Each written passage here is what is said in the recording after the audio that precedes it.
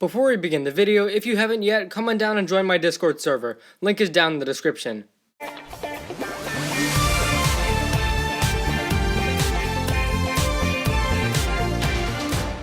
Hey guys, welcome back to the channel for our 16th and final episode review of Season 13. Today we're checking out the season finale, The Son of Lilly. The final battle against Griefbringer and the Skeletons continues, the Ninja, Upply, and Monster all fighting together. Meanwhile, Cole faces off against the Skull Sorcerer, who reveals the Blades of Deliverance are two normal swords and don't have any powers. This is kind of like a reverse situation of Season 9's Dragon Armor, except this time the hero believes the lie and the villain knows the truth. To prove his point, the Skull Sorcerer destroys the two blades, leaving Cole defenseless, but luckily some time is bought for him when Vanya, the Royal Guards, Wu, and Chompy all arrive. Although they aid in the battle, they really can't help Cole anymore, and Cole is being tortured by the Skull Sorcerer. Subtly though, Cole remembers the promise he made to his mother, and he unlocks the Spinjitzu Burst, destroying the Skull of Hazadur and defeating Vangelis for good. The skeleton army crumbles, and Vangelis, now powerless, is taken away, likely to be jailed, and Vanya becomes the new queen of Shintaro. Lloyd apologizes for mistrusting her, and Cole and Vanya have one final interaction before they leave.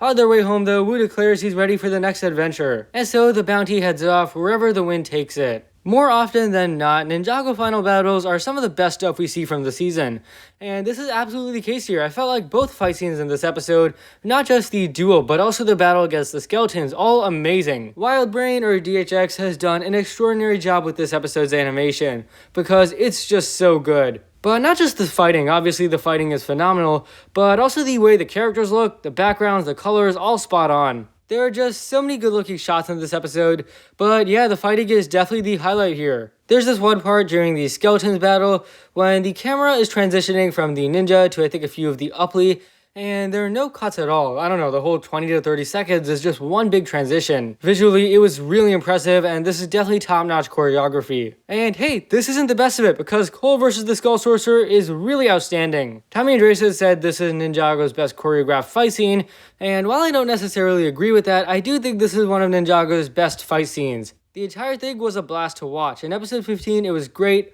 but what we see here in this episode is even better. Every second of this fight is, yeah, as I said, a blast. And I don't just want to credit the animation because this fight is great for other reasons as well. Cole's faith in the blades, as well as his mother's legacy, is a great contrast to Vangelis and the Skull of Hazadur taunting him. And speaking about the blades, I want to discuss those as well, because they're basically Dragon Armor 2.0, and I think it actually works pretty well. In Season 9, the Dragon Armor was revealed not to have any power at all, and this was a very interesting idea at the time. Never before had Ninjago done anything like this. The same idea is applied here, not nearly as interesting this time around, but I still think it's good. Ultimately, I don't mind if Ninjago reuses a plot point for one season, but if they do this for every season in the future, that would not be good. I think the Blades of Deliverance are interesting in this season. They serve a nice role in both the backstory and this episode. And also them getting destroyed was a really nice twist. But probably this episode's most powerful point was Cole unlocking the burst and hearing his mother again. That scene was really emotionally moving. The soundtrack just elevates it to another level, and the flashback was implemented really well.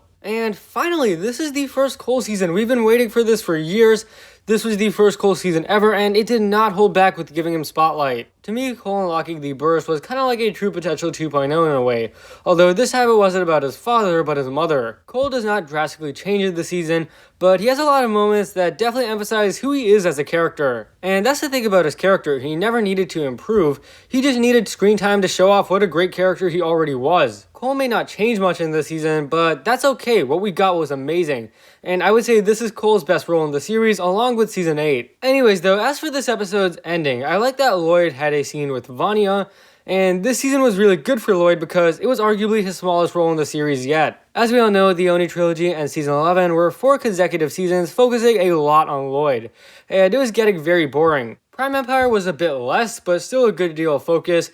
Master of the Mountain though, not too much for Lloyd, and his final interaction with Vanya was good. And yeah, as for Vanya, her becoming queen was really good.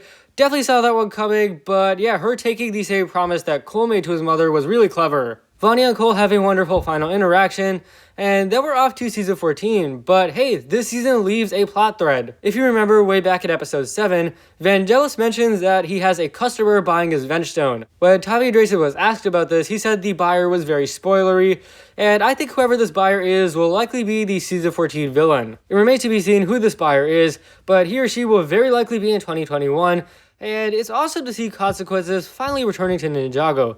We haven't had a season set up the next season like this since season 9 2 years ago. I don't have many issues with this episode, but it shares two issues with the season 11 finale. Issue number 1, Destruction of Evil Artifact, causes everything to go back to normal. It's not as bad as season 11, but the issue is still here for sure, and I wish it was done a bit less conveniently. Issue number 2, the villain has a not so satisfying conclusion.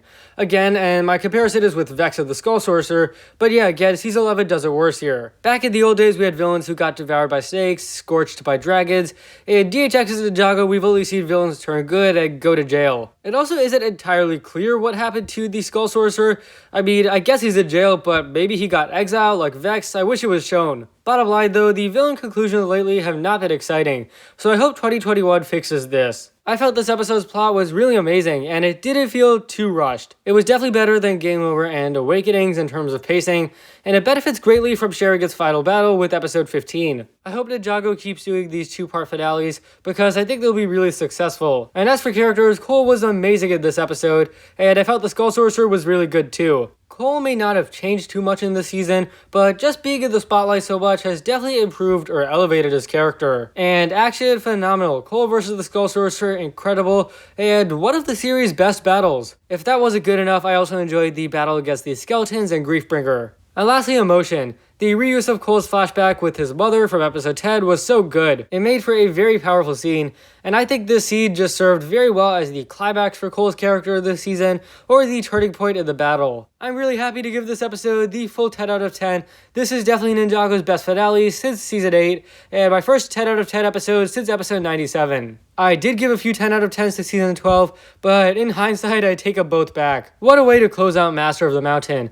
This season has been an absolute joy to watch, and I'm so glad it got the epic conclusion it deserves. And that also brings it close to our episode reviews for 2020. I hope you guys have enjoyed my reviews, and if I could improve them in any way, please let me know down below so I can change stuff for next year. Thanks for watching, guys. If you enjoyed, be sure to leave a like, subscribe, share with anyone and everyone you know. Leave a comment explaining your thoughts on my review and episode 16, and I'll see you guys next time.